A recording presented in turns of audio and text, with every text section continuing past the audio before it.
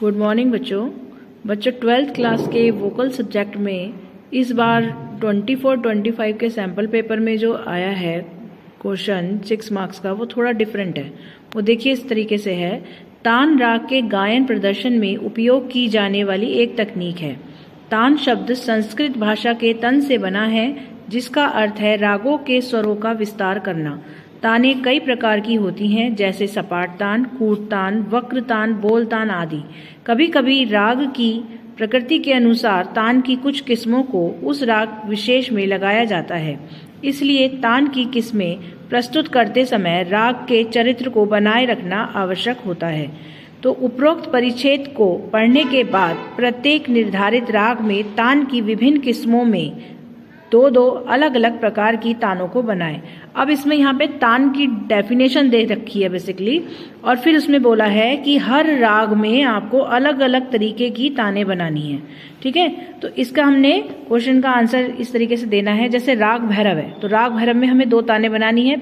हम पहली तान बनाएंगे सपाट तान, जो सिंपल सीधे होती है। सारे गामा पाधा नीसा, नीधा पामा गा रे सा, जैसे गई है वैसे वापस आ गए। तो इसमें रेधा कोमल हमें जरूर करने हैं। ठीक है, दूसरी है हमारी कूट तान। इसमें सारे गारे धापा मापा, रेगा मापा, धानी धासा, ये हमारी कूट तान है। उसके बाद आता है राग बागेश्वरी।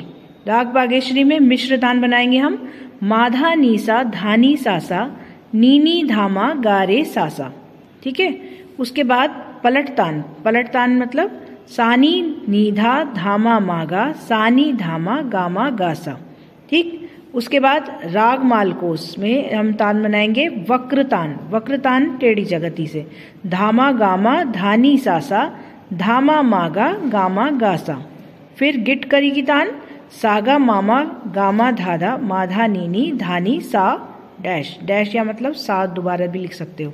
तो बेटा ये इस तरीके से हमारी ये 6 तानें हैं जो हमें 6 नंबर में लिखनी है। तो एक राग में अगर 2 तानें लिखेंगे तो आप 2 मार्क्स की होंगी।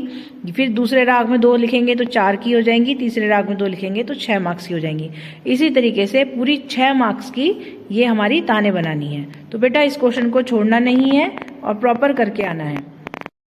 बस इसमें एक चीज का ध्यान रखना है कि इसमें जो राग लिख रहे हैं वो रागों के चिन्ह हमारे होने चाहिए। जैसे रे भैरव राग है, तो भैरव राग में रे और धा कोमल होते हैं। राग बागेश्वरी है, बागेश्वरी में गा और नी कोमल होते हैं। तो सारे जितने भी गा और नी है सबको कोमल करना है। राग मालकोस है, राग मालकोस में गा धा नी सारे कोमल होते हैं। तो यहाँ पे सारे स्वर गा धा नी कोमल करने हैं। ठीक है, तो इस चीज का जरूर ध्यान रखें, नहीं तो इससे मार्क्स कट सकते हैं।